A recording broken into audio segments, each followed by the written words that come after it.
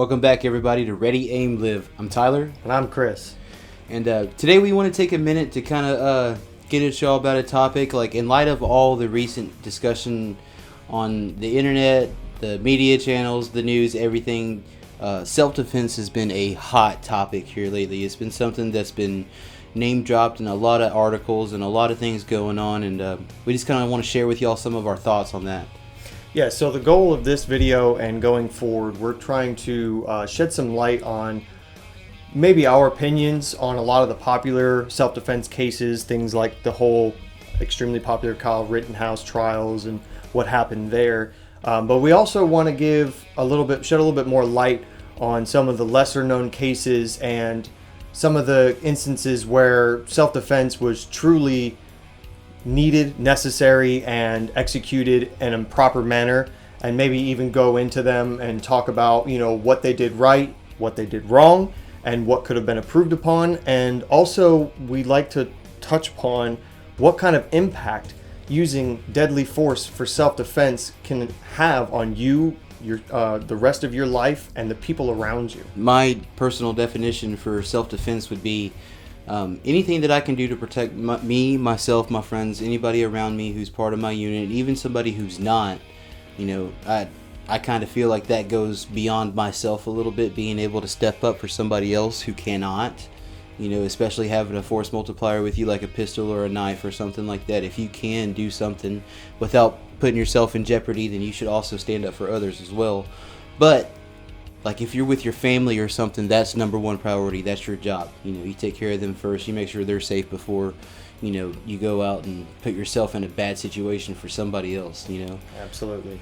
But that's just kind of how I feel about it myself. We can kind of go deeper into certain examples, but I feel anything that I can use is a way to protect myself and those around me is my personal definition for self-defense. So going off of what he says, self-defense to me, obviously I feel like goes without saying that it extends to every part of your life. It can happen anywhere within your life. It can happen from the comfort of your bedroom to across the country to across the globe. Anywhere you are, if you have to defend yourself and protect your life or your well-being, that is self-defense. And it can happen, like Tyler also said, with any force multiplier. It could be anything as simple as a dull spoon.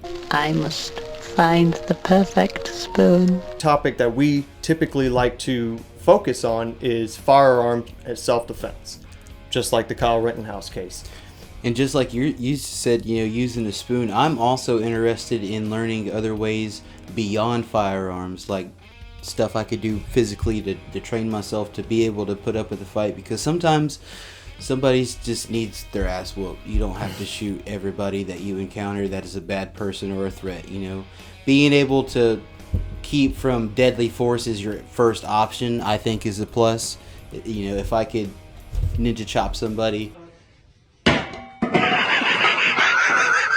not have to shoot somebody, that would be my first case. But as of right now, I'm not very versed in such things, so I'm just gonna keep carrying my pistol. So you make a good point too when it comes to self-defense is, yes, you have that right to self-defense, but what is taught with a lot of gun safety training, and even with if you were to ever go for your concealed weapons license, and if you do have it, you understand this, is try to avoid conflict at all costs. If you can get away from the situation, if you can lose a few $100s to get away from the situation and not have to use deadly force to save yourself or the people around you, it is totally worth it, because using a firearm in self-defense is life-changing to a degree that most people don't understand. It can change every aspect of your life. You can end up in jail even if you were in the right, but somebody had an argument that the court couldn't deny.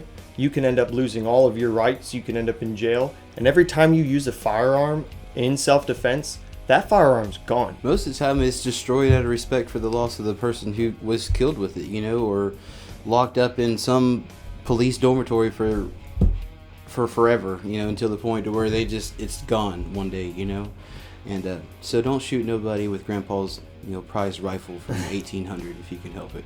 Exactly. There's a lot of advice that I've heard out there that the weapon that you decide to carry with you, think about losing it. Are you okay with losing your $2,000 competition long range or fast shooting pistol that you custom built for yourself?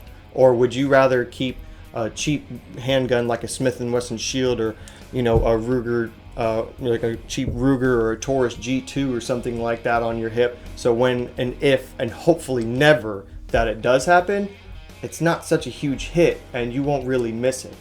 Granted, sometimes people get them back, it is rare, but never bank on. One thing I am excited to kind of hit on too is kind of going in between the lines on each situation. Like the other day, we were all watching a video of it was like a father and a ex-wife situation. The father come and tried to see the son, and the son wasn't there type situation, where it escalated beyond the point to where at the end of this situation, this individual lost his life because of his ego and the person's right by law to discharge his weapon on his property.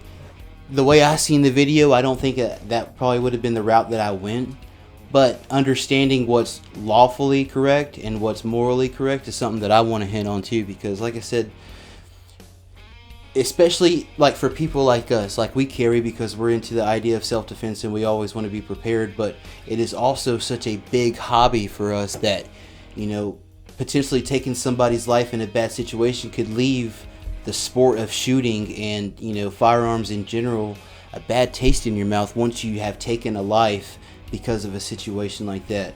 Go ahead. Yeah, I actually do know people personally who have had to use their weapons for self-defense, and it ended up taking the love and the passion that they had for those firearms and just threw it right out the window. They said they couldn't even touch it again because every time they held that gun, or not the specific gun that was used, but held another firearm, that's all they could think about, and they would have PTSD syndrome from it. They would have anxiety, and it would just change the rest of their life, and they couldn't even be around it. And that kind of sucks if you think about it, because now, God forbid anything ever happens again, they're not comfortable having it with them, and that takes away a huge self-defense weapon. Like that is probably one of the best things to have, is a firearm when life is necessary. And the fact that you can't even stand to deal with it anymore takes away a huge safety net. I agree with that, man. Like, and I think that's something that a lot of people don't stop and think about. Everybody thinks about the situation. We can come up with our own fantasies, not fantasies in a good way, like we're wanting it to happen, but a scenario. I do it all the time. Like when we go to a restaurant, I'm imagining ISIS coming in through the windows. What am I gonna do? We have a 2319. So I'm just wired to think that way.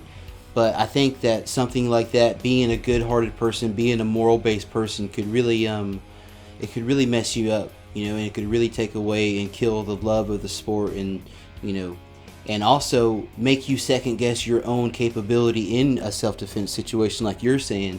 If you're sketchy on pulling that trigger because of a prior experience, or not good training, or inexperience with the firearm that you're using. Stuff like that could really put you in a bad situation, because if you're slow on that trigger, or you don't pull it fast enough, or you hesitate, that could be the difference between making it and not making it. Yeah, splits when life is in danger, split seconds matter.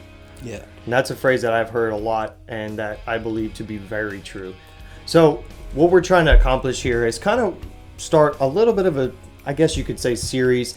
We're gonna, like I said in the beginning of this video, we're gonna start looking into a lot of the popular cases, but we're also gonna try to look into a lot of the smaller cases and try to dive into and dig deep into what actually happened, what transpired, and hopefully, because a lot of these cases we don't know about before we start looking into them, so we're going to be learning about them on the way, and hopefully take some information away for all of us for better self-defense carry methods, better uses of our weapons, and also better how to understand the situations that we could possibly be in, and how to handle those situations differently, looking at it from an outside perspective, which I think will benefit all of us, and hopefully will benefit all of you guys. But hopefully maybe one of these videos could help somebody get to a better place and feel more comfortable with defending themselves if necessary, and also understanding how to get away from these situations if at all possible. You had mentioned the Kyle Rittenhouse case earlier, and right now it's a hot case. It's been romanticized, it's in the media, it's blown up, it's huge, it's in the public's eye, it's forced in our face. And I think because of situations like that, when a case is built so high, it almost gives the perception that it's a rarity that something like that happens. An individual using a firearm for self-protection or something like that. And I think when the media does something like that, it also it takes away from all the other instances, like you were saying, the smaller cases who aren't in the media's eye mainstay. It makes it seem like it's a bigger deal, or I don't want to say it like that. It makes it seem like it's a rarity more than what it really is. Yeah, and it seems like what's going on with this specifically, where they're trying to change the narrative on this, where it's a very popular case. They make it a very popular case, and they try to put a bad spin on self-defense. But there's a phrase that I've heard before: be the good guy with a gun. And there's a lot more good guys with guns than bad guys with guns, and the people that use them in what they believe self-defense, I would say in a majority of the cases, you're going to have people who are only trying to defend themselves and the people around them, not purposely trying to cause harm to the people around them. So we're trying to show that there's a lot of good guys with guns out there, and that self-defense is still alive and well. Yep, just like all of us here. And hopefully, like I said, everybody gets to learn a little bit from these videos. Guys, we want to take a minute and say thank you. We've had a lot of subscribers here in the last couple weeks. Please like, share, subscribe, pass this around, tell your friends. Check us out on Instagram. We got reels going up. We got stories on Facebook. We try to get it with the comments. We try to reply as fast as we can. Let us know in the comments what you want to see, what you don't want to see, if we're doing a good job or not. And even if we're not doing a good job, let us know. Just be nice about it, okay? Yeah, please. Actually, we do like to see a little bit of criticism in there, because it helps us grow as a channel, and it helps us improve when it comes to the quality of the information and the quality of the videos that we're giving to you guys. And always remember, guys, who's got your six? Please like, subscribe, fuck. We've had a lot of subscribers come on the last couple weeks. We're really happy. We're really, we are really, yeah. Fuck! So fun. It is so fun.